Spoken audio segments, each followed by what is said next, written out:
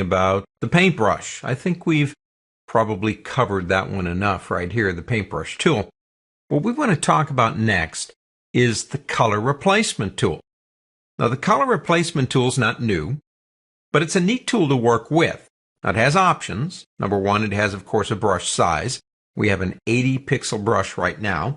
I can use my right or left bracket keys to make that bigger or smaller.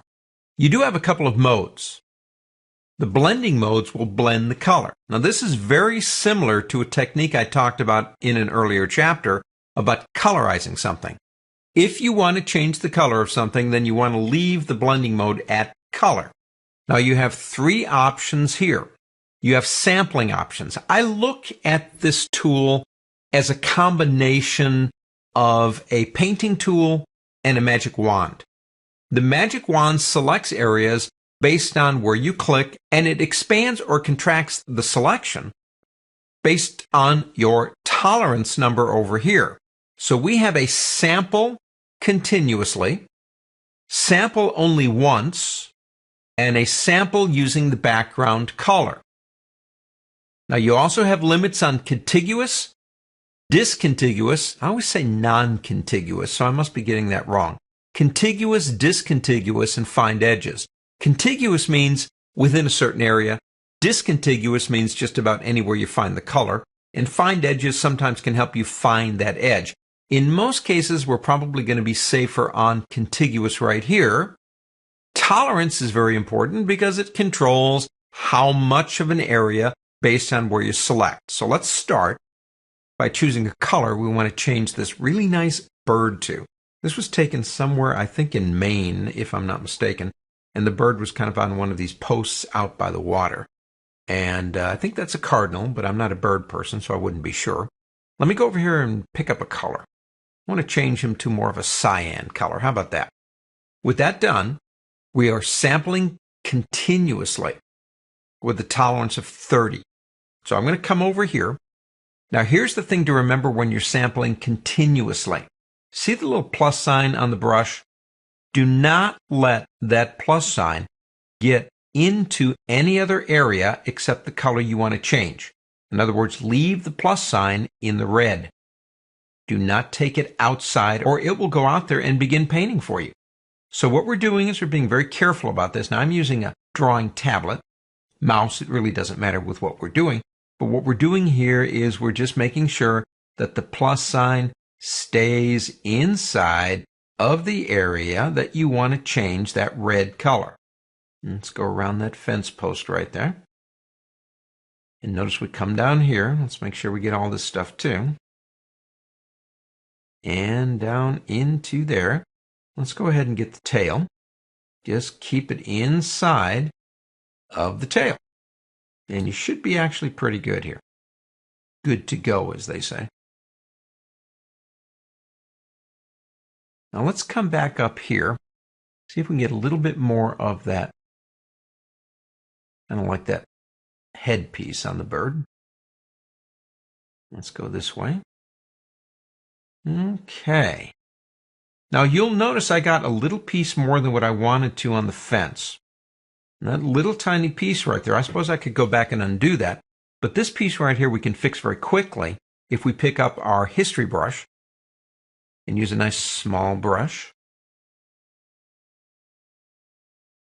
Remember, we're painting back what used to be there. So, if you want to change the bird from a red to a cyan, I suppose this would be one way to do it. What's left up here? Let's go back to the magic of our history and go back to the original. Now, in this case, let's try something different. We'll select the brush again. We'll change this time to a single selection. This allows us one click. As long as we're holding the mouse down, the sample remains the same. It's not continuous. So let's get about here and click. Now begin moving around. Now it does stop, doesn't it? But notice the areas it's not getting. Well, our sample was based on that first click. I can go as fast as I want to. I don't have to worry about going over with the plus sign. It's only going to get that area. But as much as I drag over these areas, it's not going to do anything because the sample was set by where I clicked.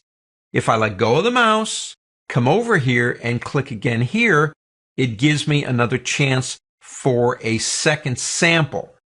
And if I come down here, you get the idea. So this might be another way that you can get the job done, but you're going to have to stop and select and click over and over again. But it does work. It does work. It is getting it done. You just have to kind of keep an eye on what you're doing. Let's stop and go ahead and go back up to history and turn it back into the original. The third way is by the background color. Now this is similar to a single click, but this will get us into tolerance too. Pick up your eyedropper.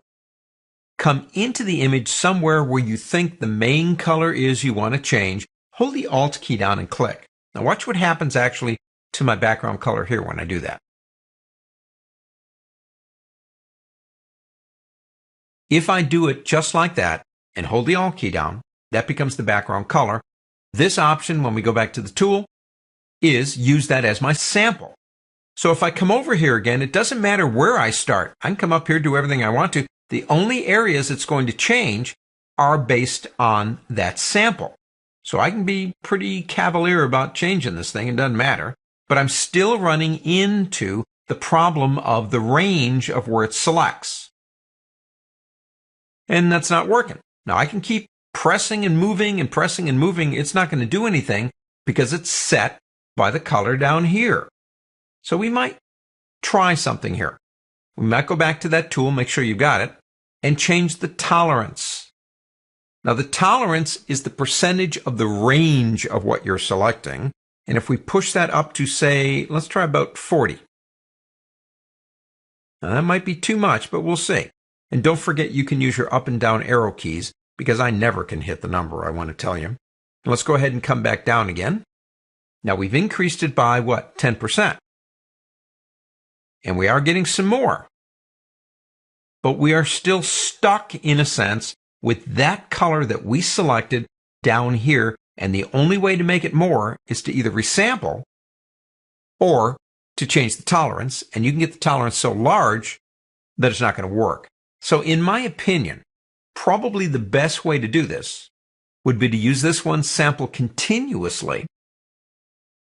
Come over here, and let's go ahead and start again real quick here because I want to show you one more trick. And we'll leave the tolerance at 42. That should be all right. Keep the plus sign inside the area that you want to change, the reds. Don't take the plus sign out of that area and you're going to be fine. You could even use a bigger brush if you wanted to. It really is not going to impact things. That one to me is the most logical and it works the best. You can let go of your mouse anytime you want to and start all over again. Just keep that plus sign where you want the color to change. Because if I go outside with the plus sign, it will be more than glad to change that background and just about anything else. Let's see if we can get this done again real quick. Just want to show you one more little trick I've got for this tool. Obviously, the color of the bird can be anything you want him to be. Or her, I'm not sure. I think that is a him. I have heard that birds in the males are more colorful than the females, so that's probably a male. Let's go ahead and get just on this edge right here. And up here just a little bit more in that kind of like whatever that is up there, that mane. Okay. I don't really want them quite that aggressive. Let me show you a trick real quick before we end this one. Create a new layer. Come over here and pick up your history brush. I love the history brush. And come over here with the history brush. And what I'm going to do is make that brush bigger. And what I'm doing literally is painting the bird back in. Remember, one of the things about the history brush, we talked about this already in another lesson, is that it will paint back the original image. That's one of the things it does. So I do have actually the image of the bird in a separate layer. Now, select that layer and go to opacity and lower the opacity. I mean, what do you want the bird's color to be? It could be a combination of the red of the original bird and the cyan that we chose to fix him with using the